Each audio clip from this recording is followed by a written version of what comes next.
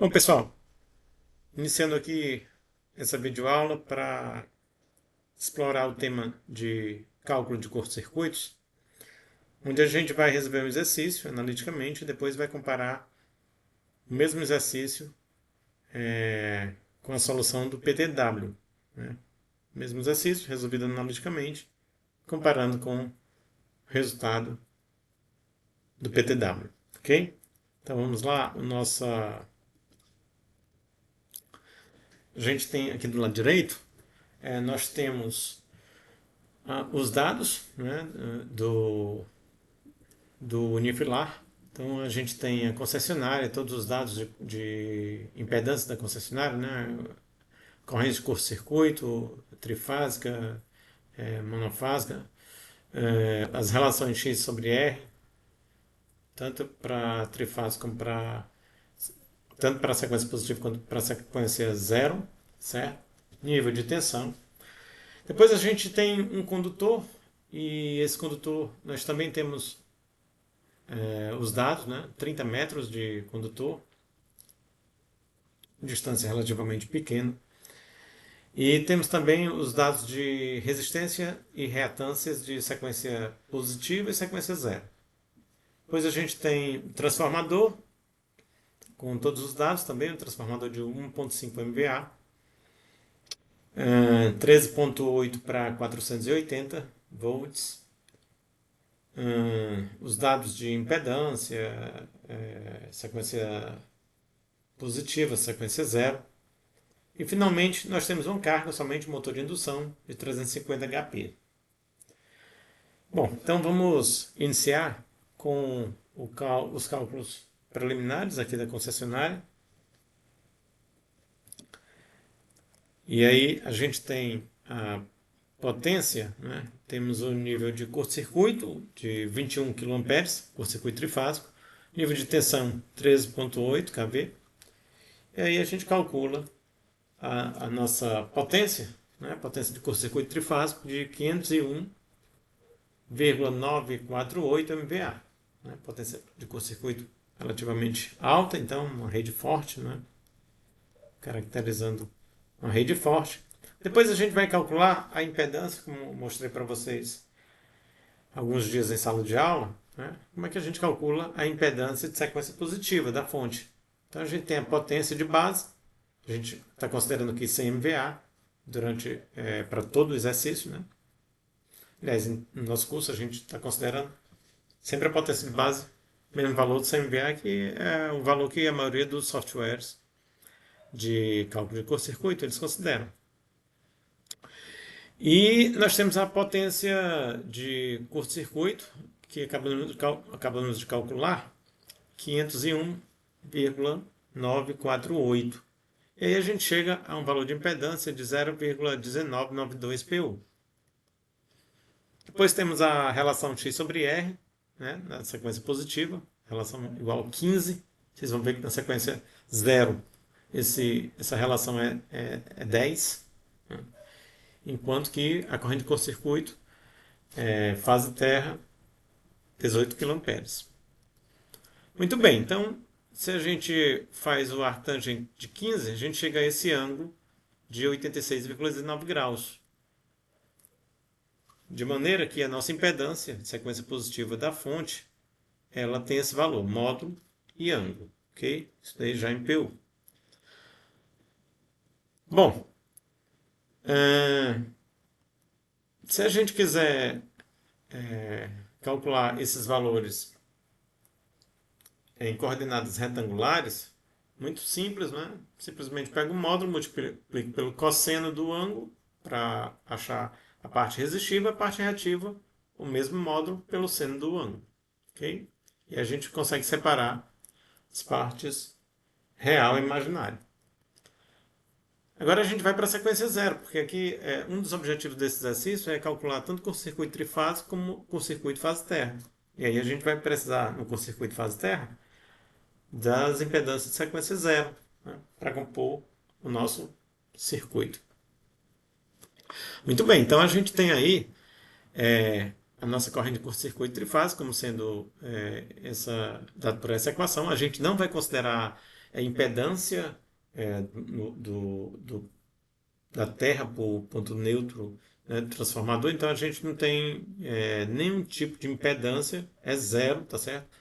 A impedância é, a impedância uma possível impedância, né, do centro estrela do transformador para a, a Terra. Então, esse ZG igual a zero a gente vai considerar. Então, a gente só vai ter impedância de sequência zero, impedância de sequência positiva e negativa, sendo que a impedância de sequência negativa tem o mesmo valor da impedância de sequência positiva, de forma que acaba ficando no denominador dessa equação Z0 mais 2Z1. Aí fica mais simples. Bom, se a gente tirar o valor de Z0, a gente chega à equação que vocês estão vendo aí, por último, certo? 3S sobre ICC1 menos 2Z1. De maneira que a gente vai calcular o curto-circuito, né? Curto-circuito fase terra, como sendo o seu valor em amperes dividido pela corrente de base do sistema. A corrente de base do sistema a gente vai calcular como sendo a potência de base dividido por raiz de 3 vezes a tensão de base. Okay? Então a gente chega a esse valor de 4.183,7 amperes. Essa vai ser a nossa corrente de base aqui no nosso exercício. Seguindo, aí a gente vai dividir o valor da corrente de curto-circuito fase terra em amperes, aquele que foi fornecido no problema, né? Esse é um dado da concessionária, dividido pela corrente de base que a gente acabou de calcular, a gente chega a esse valor de 4,3024 PU. E aí a gente segue com o valor da relação x sobre r, né, da sequência zero, valor igual a 10. Mesmo procedimento, a gente vai calcular o ângulo, né, através da tangente inversa, né, da relação x sobre r, vai chegar a esse ângulo de 84,29 e vai juntar isso aí com o nosso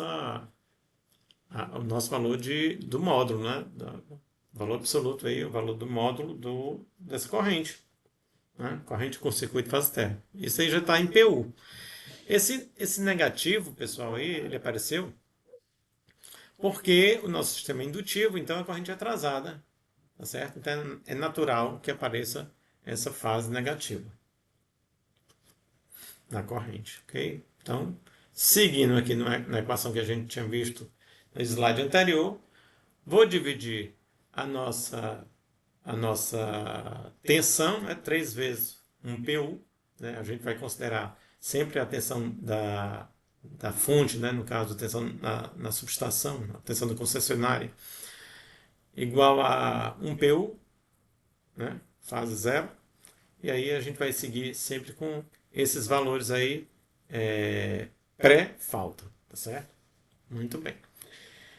Então, dividir essa tensão pela corrente, que a gente acabou de calcular, depois subtrair de 2 vezes a impedância de sequência positiva. Né? Tinha calculado uns 2 slides atrás. Chegando a esse valor, e posso fazer a decomposição para separar as partes real e imaginária também da sequência, da impedância de sequência zero da concessionária. Okay? Então, com relação à concessionária, a gente já fechou. Como nesse exercício a gente só tem um cabo e ele é muito pequeno, aí já vai ser mais simples. Ou seja, o caminho de curto-circuito até o QGBT, tá certo? Você vai ter ali a impedância da concessionária, a impedância da linha e a impedância do transformador, tá certo? E quando você for calcular esse curto-circuito, você vai optar por calcular com ou sem a contribuição do motor. Né? O motor ele contribui para o curto-circuito. Então, se você não se ele estiver conectado, ele contribui. Então, se você considerar que esse motor não vai estar conectado, então ele não entra contribuindo para alimentar esse curto-circuito, porque ele também vira uma fonte. O motor de indução, o curto-circuito, ele vai virar uma fonte, gerador. Então, ele vai alimentar o curto-circuito com corrente, tá certo? E aí a gente pode tirá-lo ou não. A gente vai resolver das duas maneiras. Então, vamos seguir. Mais uma vez, impedância de base, tensão de base ao quadrado dividido pela potência de base. Né? Então a gente vai seguir aqui. Deixa eu tirar o laser aqui de cima para não atrapalhar. A gente vai seguir com tensão ao quadrado dividido pela potência. Então a gente vai chegar a esse valor de 1,9044 ohms. Isso aqui está em ohms ainda. E aí a gente vai usar esse valor da impedância de base para colocar tudo que é de resistência e reatância para PU, tá certo? Tanto,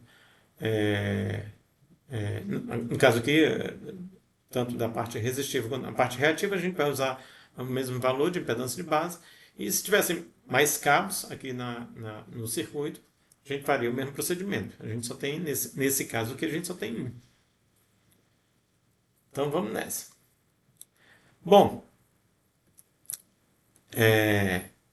se a gente substituir os valores, vocês estão vendo ali do lado direito, né, os valores em ohms por quilômetro, né, e multiplicando pelo valor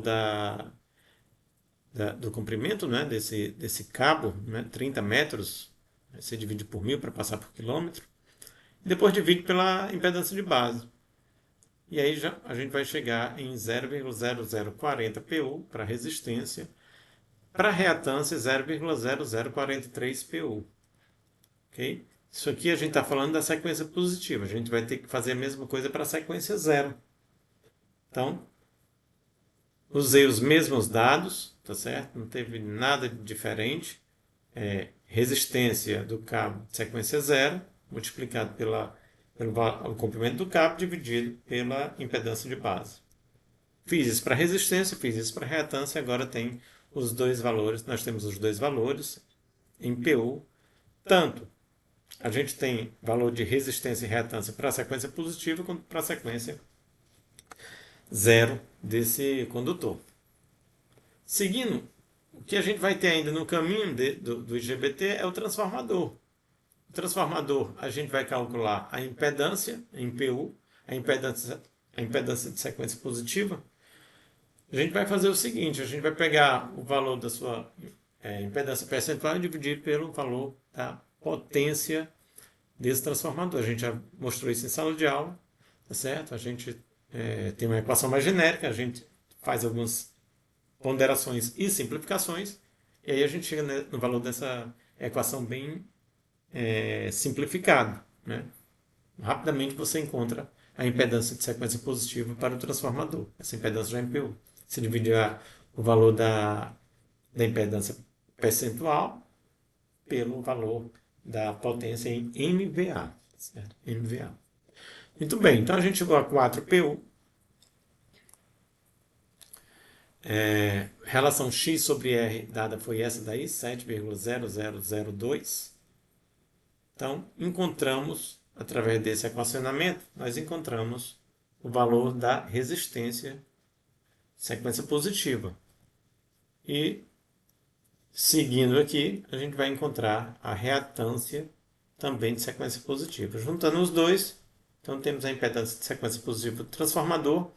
Lembrando que para essa classe, né, de transformadores, aqui apesar de o problema ele está ali no tipo do transformador ser núcleo envolvente, a gente está usando núcleo envolvido, tá certo, pessoal? Transformador mais simples, tá? E mais barato. Bom, para essa classe de transformador, como eu estava falando para vocês, o valor da impedância de sequência zero vai de 85% a 100% do valor da impedância de sequência positiva. A gente vai considerar aqui, para esse exercício, outro dia na sala de aula eu considerei 85%, que a gente vai considerar 100%. Então, a gente considerou o mesmo, né, da sequência positiva. Então, a gente tem aí essa observação, a gente está considerando a impedância de sequência zero como 100% da impedância de sequência positiva. Tá? Então, chegamos exatamente ao mesmo valor da impedância de sequência sequência positiva, tá certo? Bom, e aí por último a gente tem o motor de indução, tá? Então, motor de indução a gente também vai calcular a sua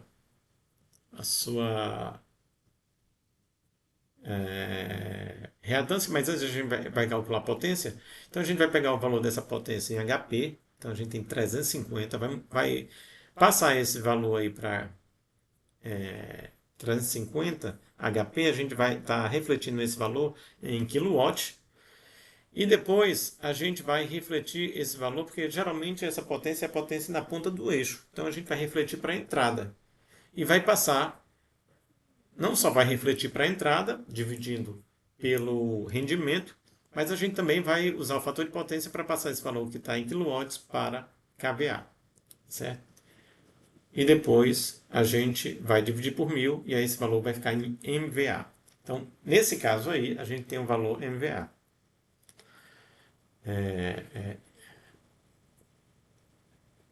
Para achar a reatância de sequência positiva, a gente divide o X percentual, então a impedância percentual dessa máquina é 17%, e o valor de sua potência em MVA é 0,3190. Então a gente acabou de descobrir com esse valor aí 53,2915 o seu valor da reatância de sequência positiva em PU.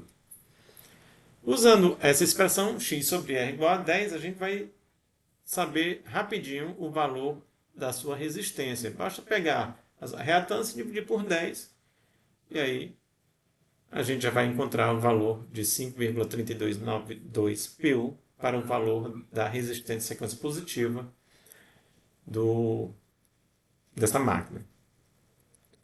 Lembrando que aqui a gente está falando de um motor de indução, pessoal. Ele é alimentado em 3 fios, né? 3 fios, né? Não tem o quarto fio, não tem o neutro, né? O que pode ter a mais na carcaça é a proteção, e vai ter, mas é na carcaça, tá certo? Isso aí para a proteção dele para qualquer corrente que porventura, qualquer condutor que porventura esteja alimentado e toque a sua carcaça. Então, para que você deixe esse sistema, torne esse sistema mais confiável, mais protegido, né? Okay? Principalmente em relação a pessoas que porventura possam tocar. Então, essa medida é tomada, né? Você aterra, faz o aterramento da carcaça. Mas a gente está falando de condutores ativos, né? Então, no caso de condutores ativos, né? Os 3 condutores de fase apenas, não tem condutor neutro. Se não tem condutor neutro, você não pode circular corrente de sequência zero por ali. Tá certo? Então, corrente de sequência zero, como no caso as correntes homopolares, né? Elas não circulam, dado que a alimentação dessa máquina, desse dispositivo, desse equipamento, é uma alimentação a 3 fios. Muito bem, então a gente contextualizou porque só faz sentido falar em impedância de sequência positiva para motor de indução. Ok, então a gente acabou de descobrir quanto é que é esse valor. E a gente expressou também esse valor aí. De repente a gente precisa, expressou esse mesmo valor em coordenadas polares. Bom, agora a gente vai começar os cálculos, de fato, né? Agora, por assim dizer, até agora era só preâmbulo. Agora, de fato, a gente vai começar os cálculos. Agora, é importante falar, pessoal, que tem que tomar bastante cuidado nesse preâmbulo que eu estou chamando, né? Nesses cálculos iniciais, porque se você errar qualquer coisa ali, aí você compromete tudo, tá certo? E isso aqui é o pontapé inicial de a gente calcular o curto-circuito. A partir desse cálculo de curto-circuito, a gente vai conseguir dimensionar adequadamente os condutores, ok, pessoal? Condutores de fase, tá? A gente vai calcular, vai dimensionar adequadamente condutores de neutro e proteção também. E não só isso, a gente vai especificar adequadamente os nossos dispositivos de proteção. Então, o cálculo do curto-circuito é muito importante. Lembra que para se dimensionar adequadamente os condutores de fase, a gente usa 3 métodos: ampersidade, queda de tensão e curto-circuito. Pois bem, curto-circuito, a gente vai precisar dos valores que a gente vai começar a determinar agora. Vamos lá. Bom, curto-circuito trifásico transitório sem as contribuições dos motores de indução. Aqui no caso só um motor, né?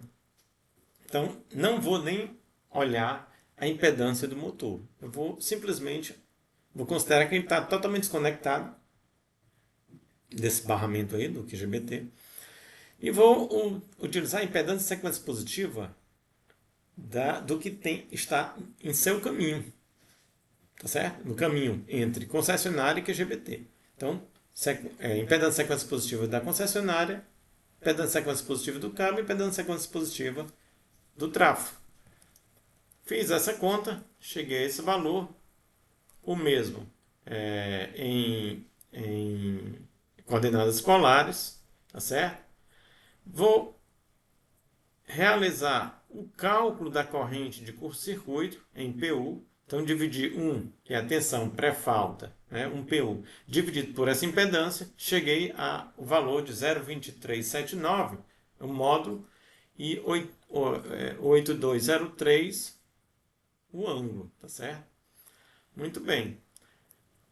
Tenho aqui a minha corrente de base, né? Corrente de base 100.000, tá certo? E dividir por raiz de 3 vezes 480 volts. Cheguei a essa corrente de 120, 281,30 e agora eu vou multiplicar a minha corrente em PU pela corrente de base para gerar a minha corrente trifásica, né, de curto-circuito trifásico, sem a contribuição dos motores, tá certo? Então, a gente tem esse valor de 28.614 e 9. 28.614,9 amperes. Ok? Então, agora a gente vai fazer o seguinte: a gente vai comparar esse valor com o que a gente já tem lá no nosso PTW. Então, a gente vai aqui com o PTW, tá? E se vocês observarem, aqui eu até já calculei, tá certo? Aqui é sem contribuição dos motores. Olha só, o nível, a corrente de curto-circuito trifásica simétrica, esse valor aqui que eu estou mostrando para vocês, é 28.614,75. Lá deu 28.614,9. Então, bateu em cima. Ok? Muito bem. O que a gente vai fazer agora? Agora a gente vai voltar para lá e calcular a corrente de curto-circuito curto-circuito trifásico com a contribuição dos motores. Muito bem. Então, com a contribuição dos motores, a primeira parte é exatamente igual, agora a gente vai fazer a parte do motor. Né? Eu estou usando no plural, mas é só o motor que a gente tem. Então, aqui é a impedância desse motor. Ok? Calculei a corrente que ele vai alimentar o curto-circuito, né? Dividir a minha tensão pela sua impedância. Deu uma corrente pequenininha, mas ele contribui. O que eu vou fazer? Eu vou somar essas duas correntes que nós encontramos, essa 0,2379, tá certo? Aqui no caso a gente vai usar somente o módulo. E 0,0187, no caso aqui, pessoal, aqui tem uma aproximação. Vocês vão ver que isso aí deve refletir um pouquinho no cálculo do PTW. Por quê? Porque aqui o que nós temos a fazer corretamente é considerar tudo, ângulo e módulo, porque esse ângulo, eles são ligeiramente diferentes. Então vai ter algum impacto, tá certo? Então o que a gente teria que fazer? Teria que calcular esses valores, passar esses dois valores aí para coordenadas retangulares, somar a parte resistiva, somar a parte, digo melhor, desculpa, somar a parte real, somar a parte imaginária e calcular novamente o módulo e o ângulo, tá certo? Seria o mais assertivo, tá? Do jeito que eu fiz aqui foi uma coisa mais simplória, mas aí vocês vão ver que deve dar alguma diferença com relação ao cálculo do PTW. Olha só, aqui eu tenho 0,2379 multiplicado pela a minha corrente base e tenho 0,0187 também multiplicado pela corrente base. É como se eu tivesse simplesmente somado os módulos, né? Sem respeitar os ângulos. Insisto, mais uma vez, isso aqui é uma aproximação, tá? Se eu quiser fazer corretinho, o que eu faço? Eu passo esse camarada aqui para coordenadas retangulares, passo esse outro também, somo partes reais e parte imaginária e depois calculo módulo e ângulo. Aí, a partir desse módulo calculado, aí eu multiplico pelo valor de base, tá? Então, como eu falei para vocês, deve dar uma diferença. Olha só, deu 30.864,2 amperes. Isso aqui é com a contribuição dos motores. Agora a gente vai voltar lá para o PTW, só para a gente tirar, como se diz, tirar a teima, né? Vamos ver aqui como é que vai ficar. Eu não tenho simulado isso agora, vou simular com a contribuição dos motores. Então a gente clica aqui, colocar aqui os motores de indução, para simular, ele simula muito rápido, tá certo? Com a contribuição dos motores, olha só, o curto-circuito trifásico simétrico deu 30.859,23. Se vocês observarem, 30.000, guardem esse número, 859,23. Se vocês observarem o nosso PowerPoint aí, a gente vai ter 30.864,2. Então deu muito parecido, né? 864, enquanto que no PTW a gente chegou a 859. Bem parecido, né? Diferença aí de 5 amperes. Mas 5 amperes em quase 31 mil amperes não vale nada, né? Se vocês forem fazer percentualmente. Então, bateu também em cima. Agora eu vou tirar a contribuição dos motores e voltar para o que nós estávamos, tá certo? Porque a partir de agora não tem mais contribuição dos motores. Então vou voltar aqui, tá? Para a gente voltar lá para o PowerPoint e segue o nosso exercício. Daqui a pouco a gente vem checar novamente. Bom, então com a contribuição dos motores já foi. O que a gente vai fazer agora? A gente simplesmente vai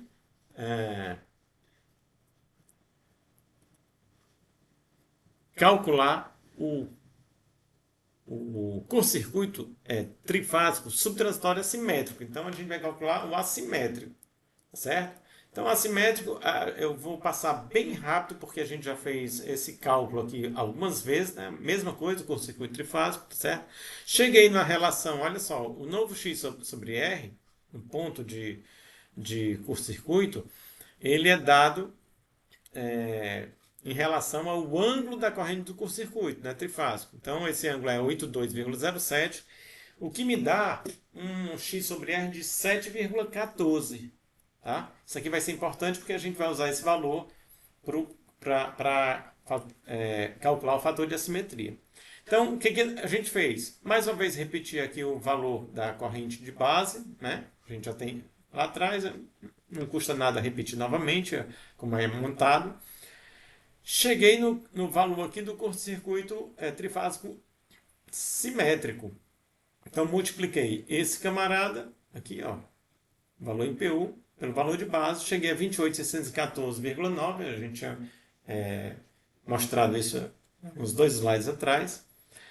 Peguei a equação, lembrando, pessoal, aqui, ó, essa equação, ela tem esse menos aqui, tá certo? É menos 2π que divide x sobre r, tá? Menos, tem esse menos, tá? Importantíssimo. Tá? Se não coloca esse menos, o valor fica muito alto. Então, a corrente de curto-circuito assimétrica ela é maior do que a assimétrica, lógico, mas não é um exagero de maior. Tá? Aqui ó, a gente está chegando a um valor de 35% acima. Se vocês não usarem esse menos, esse valor fácil vai chegar a mais do que o dobro, tá? Então, cuidado. Bom, então calculei o fator de assimetria, vou calcular em relação ao curto-circuito assimétrico, multipliquei o fator de assimetria pelo curto-circuito, pela corrente de curto-circuito trifásica assimétrica, deu 38.704,5. 38.704,5. Certo, pessoal? Então agora a gente vai lá, mais uma vez aqui, fazer nossa transição para o PTW. Eu quero mostrar aqui para vocês, olha só. Aqui deu 38.705, tá? Vírgula 6. 38.705,6. Enquanto que o nosso cálculo deu 38.704,5. Tem um ampere de diferença, quer dizer, um absurdo de precisão. Ok, pessoal? Então vamos seguir para fechar aqui o nosso exercício. Corrente de curto-circuito transitório, tá? Corrente de curto-circuito transitório. Então, o que a gente tem? Olha só, a gente tem corrente de curto-circuito, as impedâncias de sequência positiva, negativa e zero, tá? E vou usar essa equação que já é conhecida nossa. Então, o que eu fiz? Eu peguei a impedância de sequência zero, certo? Peguei a impedância de sequência positiva. Okay? Fiz essa conta, depois inverti e multipliquei pelo valor da tensão. Na verdade, é 3 vezes o valor da tensão. Né? Como a tensão é 1 PU, coloquei 3 fase zero. Bom, cheguei ao valor de 0,2359, ângulo 8195. Esse ângulo aí vai me retornar uma relação x sobre r de 7,071. Calculei mais uma vez minha corrente de base e cheguei ao valor do curto-circuito fase terra simétrico. Tá certo? Curto-circuito fase terra. Não vou nem chamar de simétrico, vou chamar de transitório, tá? É o curto-circuito de uma fase, né? O curto-circuito de uma fase apenas. Então, a gente vai usar o nome transitório, certo? Então, curto-circuito fase terra transitório, valor 28.374,4 amperes. Se a gente for lá no PTW, a gente consultar esse valor, então deu deu ligeiramente diferente. Olha só, 29.084 amperes. Né? Deu 29.084, certo? Então aqui já deu um pouquinho de diferença. Mas se vocês forem calcular, essa diferença é uns 2% somente, tá? Então totalmente aceitável para o nível de curto-circuito que a gente está falando aqui. Perfeito? Então, vamos nessa. E fechando aqui com a nossa corrente de curto-circuito subtransitório. Né?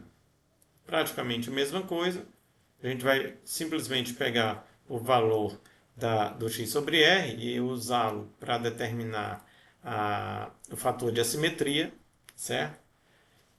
O fator de assimetria deu 1,35. Quando eu multiplicar o fator de assimetria pela corrente de curto-circuito transitório, então vamos chegar a 38.305 amperes.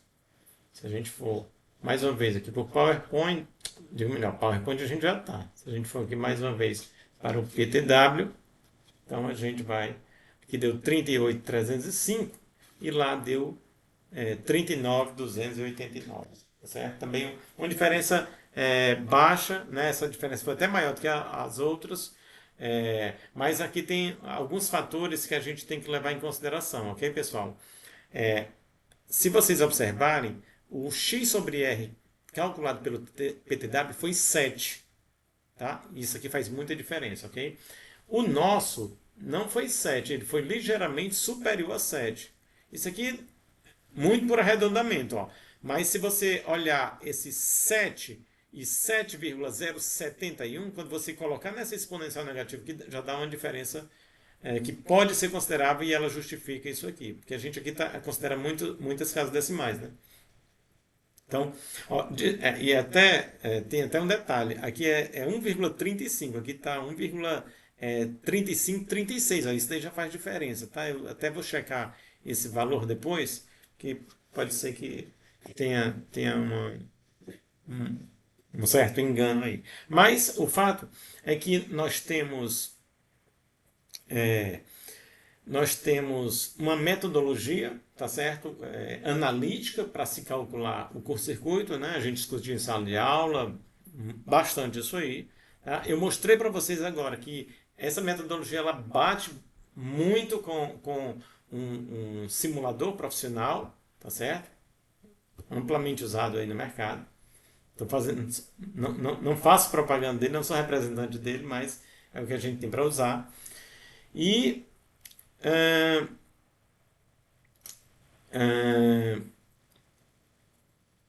ah, as soluções, elas seguem sempre essa metodologia, pessoal. Vocês vão ver que lá no Siga eu disponibilizei um outro exercício, tá certo? Ele é parecido com esse, não tem um cabo a mais, mas se vocês colocarem no PTW, vocês vão ver que o outro até bate mais do que esse aqui. Esse aqui deu um pouco de diferença, né? Mas a metodologia é a mesma. O outro é mais assertivo, tá certo? Mas esse aqui também teve um grau alto de precisão. Às vezes a gente faz um arredondamento aqui, outro lá que acha que não tem problema, você está usando 4 casas, passa a usar 2. Isso aí, quando você tem uma exponencial dessa daqui, então já pode fazer uma boa diferença, tá? Mas era isso que eu queria apresentar para vocês, pessoal. E aí a gente vai conversando e espero que vocês aproveitem essa aula. Um abraço a todos.